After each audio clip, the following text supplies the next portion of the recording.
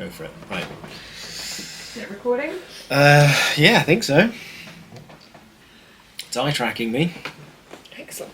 Right, so budge up. You want to be as close to the middle as possible. There we go. Close as I Right. can get. Cool. Right. You all ready for this? Do do do.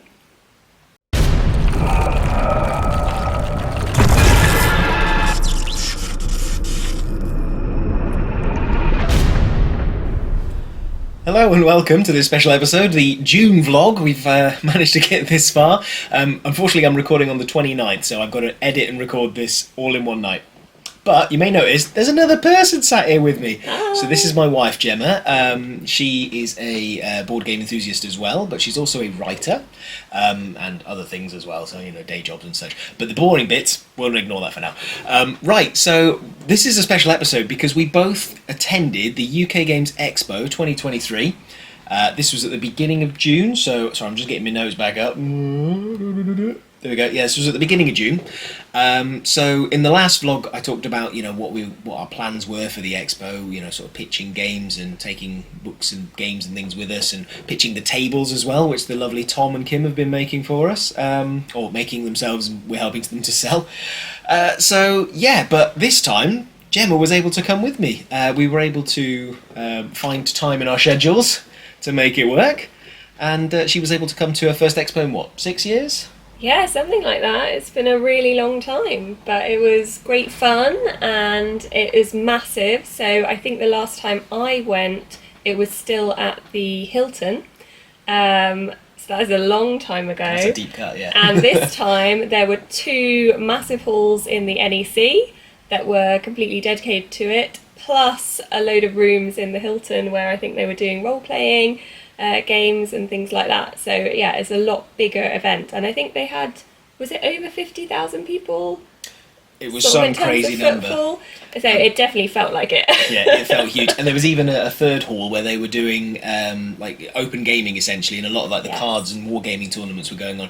It was massive. I barely got to see that bit of the Games Expo, so I'm just going to give these a quick polish because It's alright, I got some cat hair out as well. Have So nice. do some editing. It's professional. No, I ain't got time. This is all going in. I think I've made that worse. Do you know what? Let's roll with it. Cool. So yeah, Gemma's first one in 6 years. It's been sort of 2 or 3 years now, because obviously we had the COVID years where it was all online.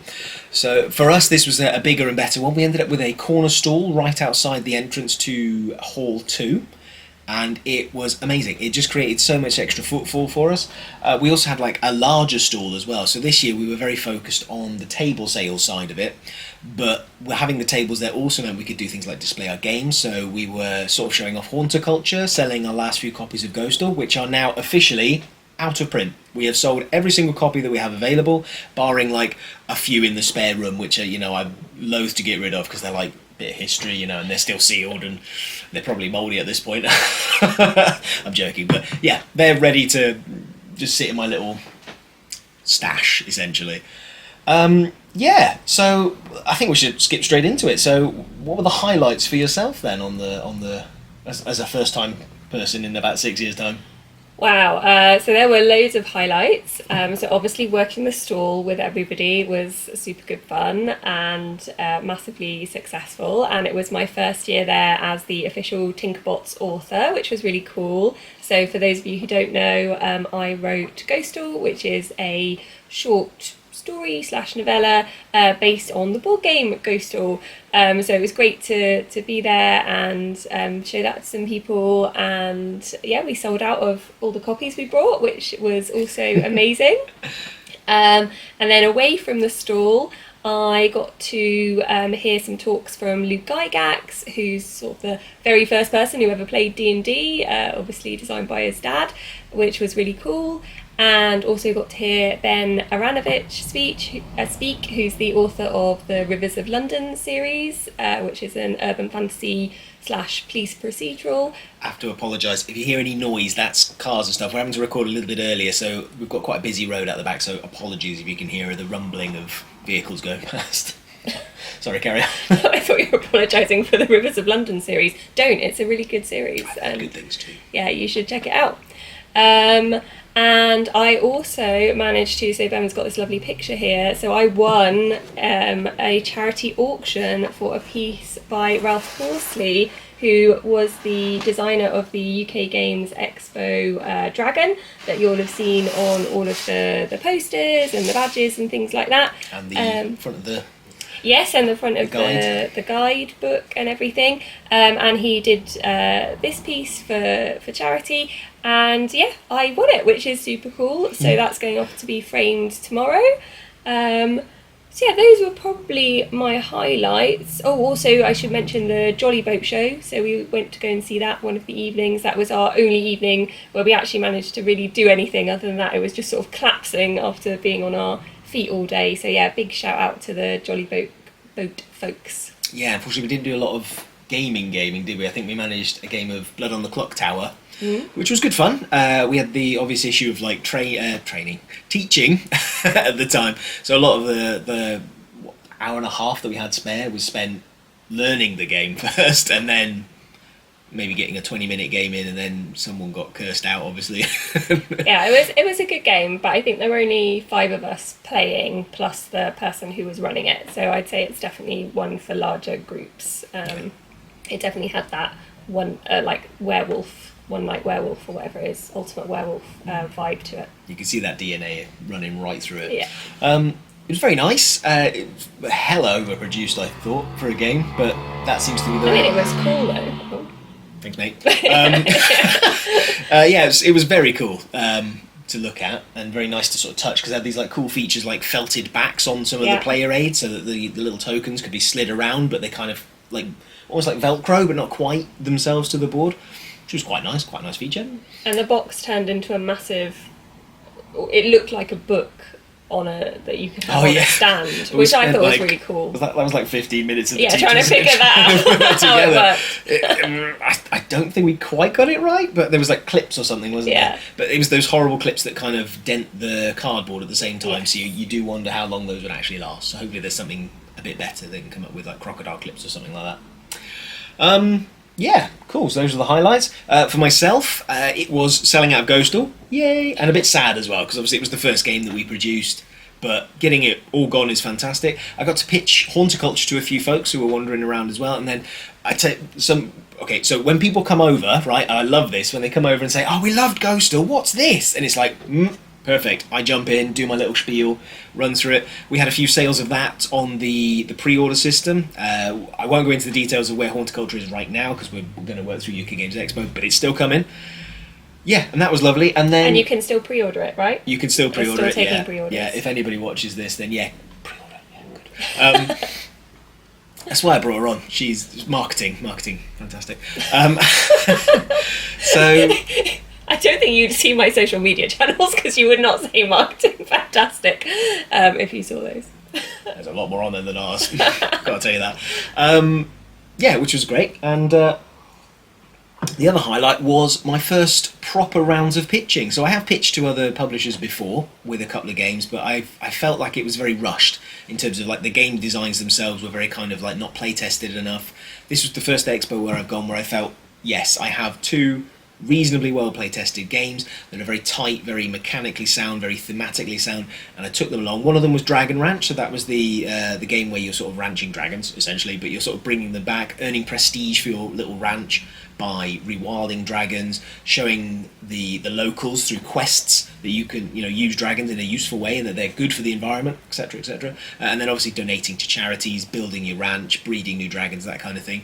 So I took that to a few publishers. We had four publishers show interest in that one, so hopefully I'm going to follow up on that. No names right now, because obviously I don't know where that's going to lead to, but yeah, it was a fantastic experience, and the fact that I think all 4 of them turned around and said we'd like to see more of this, so getting that updated on Tabletop Simulator over the next week to make sure I can pitch them on that as well. So that was really good. I really enjoyed that. It was a bit hectic on the last one. The last one was about half an hour before the end of the show on the Sunday, and it was very much, oh, should we play a couple of rounds? And I just looked at him and went, I'm really sorry, it would take way too long. And you've got a big stall here to sort of take down, and we've got a stall to take down as well. But no, it was absolutely lovely. I met some lovely folks as well, which was really, really nice. Apart from that, obviously the whole the whole expo feels like a highlight to me. But those are like the highlights, I suppose. You know, the neon yellow to the neon green. That made no sense. Anyway, let's go on to what we got from the expo, because we got some cool stuff. So we've already seen this lovely picture here. Gemma, do you want to show them a couple of the other bit of artwork you also got there too? Yes. So I should look straight at the camera, because the microphone, we're using the You didn't tell me this was onboard. what we were doing, because I would have brought my dice over as well. Oh, well, you can run and get those. I will run and get those. Oh no, they're like that. So I got this from Ralph Horsley's stall again. This was before I won the auction. I got like a little miniature print of a really similar style dragon. We now have stocks in Ralph Horsley, apparently. So. yeah, apparently. So yeah, I just thought that was really cool, and I like the colours of it. Yes, that was that. I'll run off. You run and get the dice. I'll go through a few of the games while we're pitching, because, as I said, I haven't got time to edit this, so there's no point doing any extra bits. We picked up some games. This one we got for the kids. So we played through Zombie. What was this one? This one's Zombie Teens. We played through Zombie Kids with our kids, and it was absolutely fantastic. It was a perfect, easy introduction into into board gaming, but then it's got this lovely legacy element where you're sort of placing stickers, because kids love stickers, and you've got missions to accomplish, and the game gets progressively more and more complicated as you go, and they absolutely loved it. It's one of the few games where, you know, my two little ones will run off and grab a copy and say, look, let's just play this again. So we picked up this one. Not quite as enamoured with this one, I feel. This one starts off a little bit harder, but has a lot more of the same beats of, like, you know, complete missions, upgrade the zombies, upgrade the characters, and all the little dice things. Good fun though so far. We'll try and play a bit more of that. We got this one for free. So the stall next to us, we might as well do both at the same time. The stall next to us was selling this bad boy, which is basically pigs on trampolines.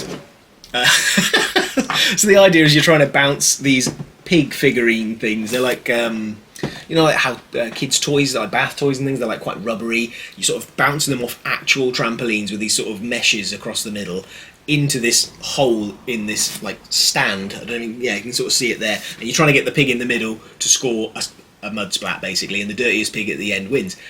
They fantastic. So that was really good. Oh, quite cheap as well, if I remember correctly. But they also had a bunch of these games, and because we'd been over, they gave us a free T-shirt. They gave us a whole stack of these games, which I assume were like demo copies or ones they'd opened up for other people to have a look through.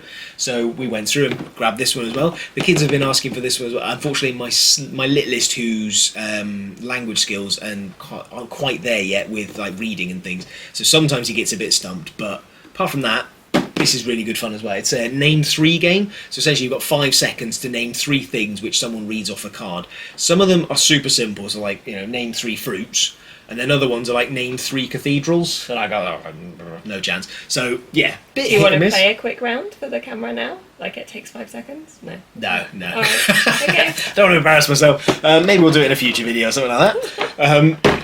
Anyway, yeah, and then the last one for me Should we name check that company as well? Oh, yes. Play Monster was the stall who was next to us, I think. So they publish both this one and the Pigs on Trampolines and the 5 Second Rule, and lots of other fun short family games. Yeah, which was good fun. Yeah, and then the last one was a game for me. So we picked up very little actually in terms of games, didn't we? I think we also picked up a couple of exits. The Enchanted Forest, and what was the other one? It was the Stargate one, but it Not Stargate. Yeah, they were both good, weren't they? Yeah. The problem we always find with exits is always 1 or 2 puzzles in them that you sort of sit there and go, what? No, that makes no sense. And I think one of the puzzles was like that in this one, wasn't it? It was like the pathing. I can't go too far into it, but yeah, essentially, solid 7 out of 10, should we say? Good fun. Couple of questionable bits. But the last one is the only game I actually bought for myself, I think, was this one, Tribes of the Wind. It's got this lovely kind of eco-friendly vibe to it, where you're trying to establish wind farms, essentially, in this sort of postmodern era setting. I don't know. It looks really cool, really intriguing. Yeah. Not much else to say about it. I've not had a chance to dive in it. As you can see, it's still got the plastic on it, but it looks gorgeous. I've heard great things about it, and yeah, the eco vibe is one. You know, I'm quite sort of keyed up on the whole eco issues. You know, trying to generate as much sort of electricity through, you know, wind, solar, that kind of thing. So this one struck a lot of buttons for me, which was quite nice. Yeah, looking forward to playing that on one of our game nights. That'll be good. Should be fun. Yeah, so these are the 2 items that you've also got. Yes, so this is a little clay dragon that's holding a dice, which I really like. It's really cute. My one kind of niggle with it is that you can't get the dice out, so it's just for looking pretty, which is it's fine. Sits on my desk, looks pretty. This one, however, the dice does come out, can roll it. It's a very unlucky dice, so that was a 3. It's rolled 2 nat 1s for me in my D&D campaign that I'm in at the moment. So he's in dice jail, and he sits on the back of a little snail, and there is a little like goober inside it as well. I don't know whether you can see. Maybe the light's a bit bad for that. Anyway, I'll tell you a little story about the snail because he has a name. He's called Lou Carcroy. Which is based on a character out of a book by an urban fantasy author, a friend of mine called C.N. Rowan, whose books are awesome. So yeah, that's Lou, and he's currently in dice jail and very unlucky, but he's kind of cute to look at. So he sits on my desk as well. Is that Shrek? It could be Shrek. It's just a little, I don't know, it's a little... It's like a little goblin head, isn't like it? head, yeah, in there. Strange. That's peering out at you. That might be throwing the weight up, which weighting might it be why towards... it's... 13. I think that might be like the highest that I've ever rolled with that dice. And on the 13, so, he's staring straight out at you. Yeah. So that's kind of spooky. Strange kind of thing. But as I say, it's unlucky. So it's, it's just sitting on my desk looking sweet as well. And that's becoming more popular now. I'm seeing a lot of sort of friends of Tinkerbot Games who are getting into like the resin casting side and things like that, who are making their own custom dice. And some of the stuff, I mean, the D6s come out with proper edges, like they're sharp. So I'm not so sure about that, but yeah, no, they look absolutely gorgeous. Obviously, then you can tailor the colours, you can put little flecks of gold and all sorts of stuff in them. Absolutely beautiful. Yeah, that's really nice. Yeah, this weird little head, just nice. Cool. So apart from that, I think that's majority of this. Oh, and a ghost. I got a tiny ghost in a jail. He's gone. Yeah, he escaped. So picked up a tiny ghost. He's there somewhere. I'll probably show him on the next video. It's absolutely fine. But yeah, no, it was a cute little goober ghost. It was like pulling a little face, which I thought was cool. Right, so we're going to move on to the next bit, which is any areas where we felt either us or the UK Games Expo as a whole could, possibly improve. I'll start with Bring and Buy. Apparently it was an absolute farce. Luckily we didn't go anywhere near it, but there was issues with folks getting their games booked in, and I do wonder if some of it was the fact they didn't set limits on the number of games that some people could bring in, because there was some, like in shops or supermarkets, you got those big wheel trolley things that are full of stock. They were bringing those, like pallets. Like 2 or 3 of those in at a time. Yeah, that's a lot. You just can't really cope when it's like a temporary stall and there's that much stock and that much movement, because it's complicated anyway, isn't it? You've got to book stuff in, you've got to get your reference numbers, and then I don't know whether they limited time slots this year for like people could go round and have a look or anything, but I think they've done that in the past, where you like only so many people can go in, at any one time. Possibly. I think for people going in and having a look, it wasn't a big issue, or as big of an issue. Seriously. If like it doesn't pick it up, you're just going to look insane. I am, aren't I? I'm just going every so often. It was. Yeah, apparently the big issue was booking in. The majority of the issue. There was occasionally people were queuing up, and then this a UK Games Expo person would come along and go, right, you're getting in. You lot, probably not, but then luckily we didn't use Bring and Buy this year, so we managed to avoid the majority of that. But a few of our friends felt the pinch, so bit of an awkward one. By yourself, what's any ideas on areas they could improve in? I don't know about areas they could improve in. What I really like about the Games Expo is like just the variety of stuff there was. So obviously there's a big board games focus, and there were lots of areas to play test and things, but there were lots of like adjacent stalls as well, so selling things that were like jewellery. There was a clothes stall, there was like accoutrements that are related to gaming, so I thought that really helped to like widen it out a little bit so that it's a bit more sort of accessible to everybody, not just like hardcore gamers who are only there to buy and then play games. There was actually loads. I mean, I think it took us like 2 days between working the stalls to actually get round and see everything, and even then I'm sure we missed some stuff, so I thought that was really good. Although we did try quite hard to get out to the doldrums, because we remember like there's always like hidden gems and things you can find out there. You know, folks doing weird stuff like, you know, wands for fairies and things like that. So yeah, no, always worth going out and having a little dig around. Yeah, you're right. I mean, there's quite a high crossover between like board gamers and general nerd culture with like things like fantasy, sci-fi, all that sort of thing. And I really liked that. It just felt like it sort of opened it up a little bit. And then, yeah, they had loads of stuff going on outside as well that we didn't get a chance to see. Like there was it laser tag? Yeah. With like an Imperial Marine theme, which sounded quite cool. Was it that? It was that. It was Krieg Imperial Guard. I'm sorry. Taking away a nerd card. I'm in the right ballpark, or laser park. Yeah. So yeah, there were loads of cool things like that, and like shows in the evening and stuff that we got to go to one, like the Jolly Boat one, but we didn't get to go to any of the others because there just either wasn't time or things. Well, for us there wasn't time, but I think there were some that were also sold out as well. So yeah. Plus, there's a lot to be said. I mean, they extended the opening hours as well, which it was only a couple of hours, like 1 hour each end, I think, for the days, but I definitely felt it. My feet were absolutely knackered by the end of the second day. I think the third day was lots of this, lots of sidestepping to keep the blood flowing. So yeah, I think it was definitely hard, like being there before 9 o'clock, so the doors opened at 9. Whereas I think in previous years they were open at 10, weren't they? Yeah, so it was a lot easier. So it's just hard on the old sleep.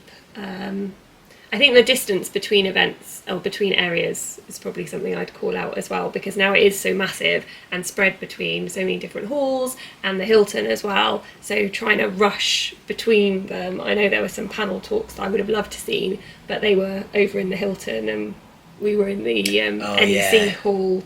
It's a bit of a slog, isn't it? Yeah, I mean, 15 minutes. Yeah, and when you're working a stall as well, you don't want to be gone for that long. But the main stage was in the same hall as us, so that was cool. And I don't think there were any issues. So the main stage wasn't as big an area as I was expecting it to be, but I don't think there were ever any issues that I was aware of with people like not getting seats or anything.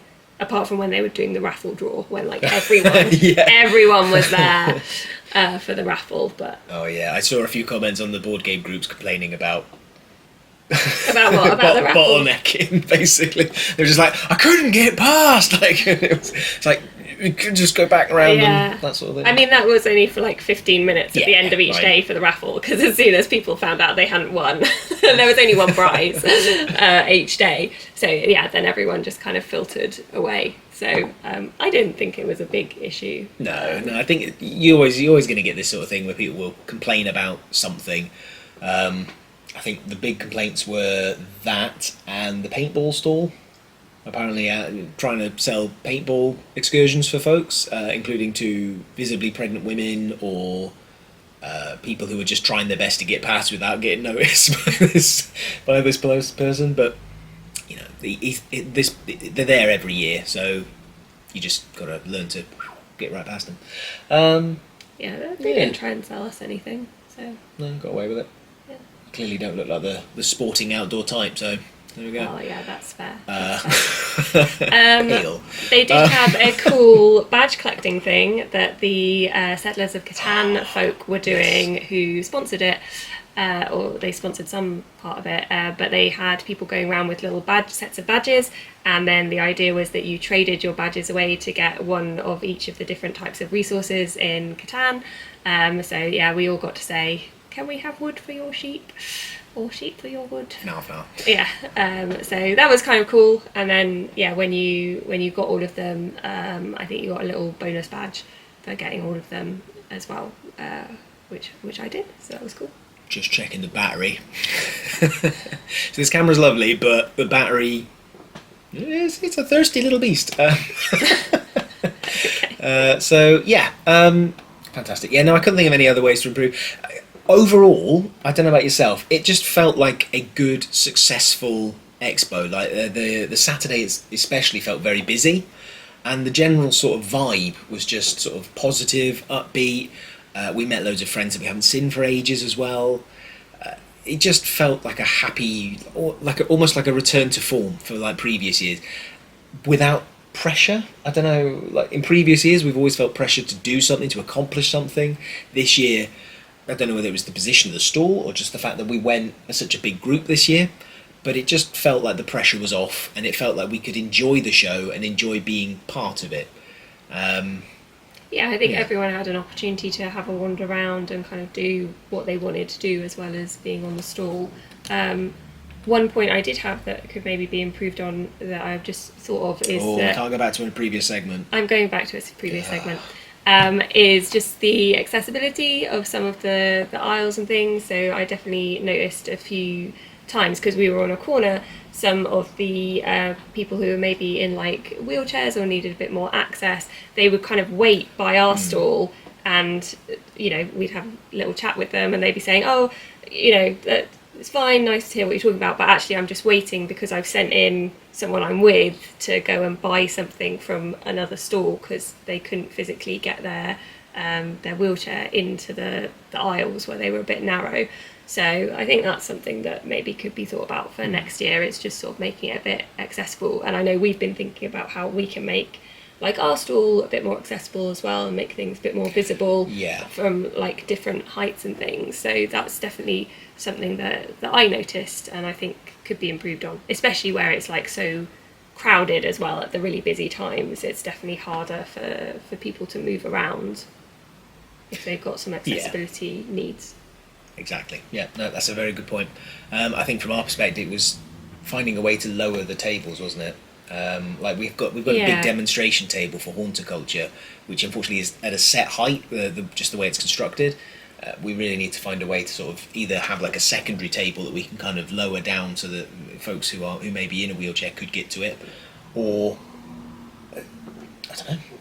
We'll have to look into it. Yeah, it's just definitely something we're thinking about, isn't it? So make it just more visible for everybody. Yeah. And one personal gripe before we finish off is I got a cool pixel sign, didn't I? Do you remember? By the end of the second day, it had completely given up the ghost. It didn't know what it was doing. It had the wrong time on it. It kept showing the animation I wanted and then showing a random animation that I didn't want. So you'll see it in a few of these videos later because I will get some stuff on there to make it look cool. But yeah, that bugged the crap out of me. That's not Expo's fault. Yeah, I was going to say, that's not really to do with like, the Expo. That's just a bit of tech you bought that didn't I'm a bit of a tech person. I like tech. Tell them what's happened with it now.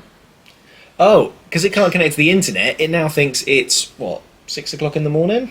I don't know, it's just been on the wrong time, like, the whole day. But again, that's not my fault, that's our internet's fault. That is our internet's fault. Because it has to be constantly connected to the internet, which is a bit of a bug. Like, we need to find a way to fix that. Anyway, I think that's about it. So the only question we've got left is, will we go again? So, would you like to answer that first? Would you want to go again? Yeah, I definitely want to go again. And I mean, just from a personal perspective, it was fab to sell out of all the books that I bought, both the Ghoster ones and the Urban Fantasy series that I write.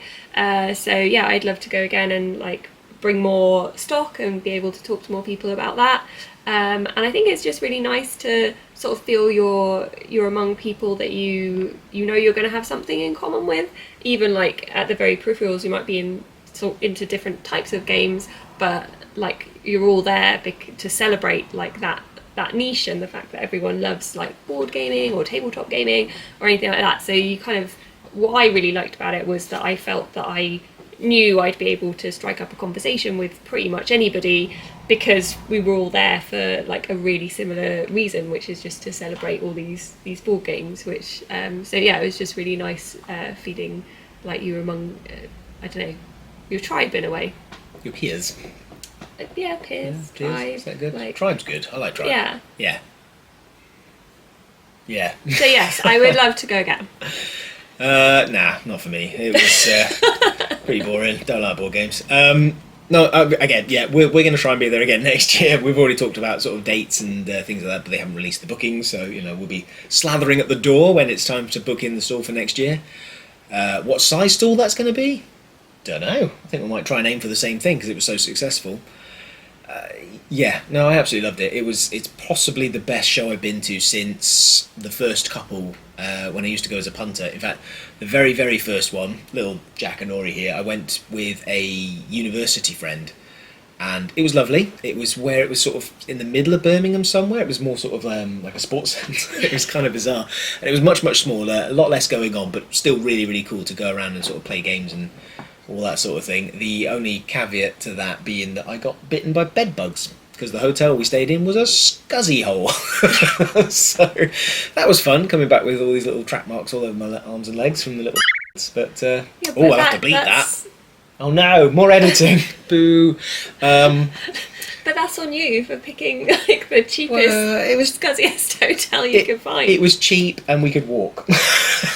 So, yeah, no, we should have known there was a problem when the double bed was like two singles stuck together hastily and then a sheet put over it, despite the fact that we said we're not a couple and no, we'd like two beds, please. So we figured that out. Anyway, yeah, no, really desperate to go back again. It was really good fun, so much so that we were actually considering hitting a few more conventions this year, possibly HandyCon over in Reading. That's sort of more your neck of the woods. We're looking at DragonCon as well in London, Old London Town, in December, so that should be fun. Yeah, so we're not done, we want to do more. Yeah, so I think that, for me, that's pretty much everything from UK Games Expo, other than how much fun we had. It was so cool. Just checking my notes, make sure I've hit everything. It doesn't like my face today. Right, there we go. Yeah, cool, we've hit everything. So next month, hopefully a bit more of a return to form. We'll see if Gemma wants to come and do another one. Maybe. Yeah, no? Cool. Yeah, I'll do another one. Cool, we'll talk about sort of books and games that we've been playing a bit more. So, yeah, that's about it, really. So if you're happy with that, it's time to sign off. I am, but when is this going out? Tomorrow. Okay, so if it's going out tomorrow, what I will say is a little plug for my books. So Bedsocks and Broomsticks is going to be free on ebook on Kindle tomorrow. So you can check that out, and it should be free through the weekend as well. So that's a little self-promo plug. I also have a little plug. Oh dear. His name's Bob. Oh no! Right, you might notice a rapid change in quality and sound. The camera died. It decided, no, it was too hot today and just conked out, which kind of makes sense because it has been absolutely boiling these last few days. Yeah, so just to say goodbye, really, and we'll see you in, what's the next month? July! Fantastic. Bye. Bye.